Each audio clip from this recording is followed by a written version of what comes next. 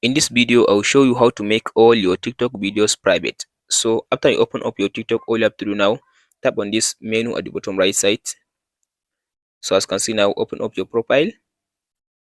After you open up your profile, as you can see now, here is my videos. Now, if you want to make all your videos private, all you have to do now, tap on this menu at the top right side. Now go to settings and privacy.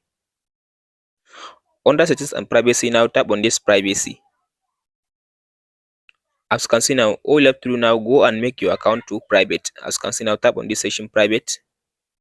So as you can see now, I turn on the private account. So now no one can be able now to see all my videos on my TikTok account. Now I make my account private, so no one can be able to see all your videos on your TikTok account. As you can see here, it says private. So that's it guys on how to make your TikTok videos private. Hope this video helps you out. Don't forget to like and subscribe. Thank you for watching guys. We'll meet in the next video.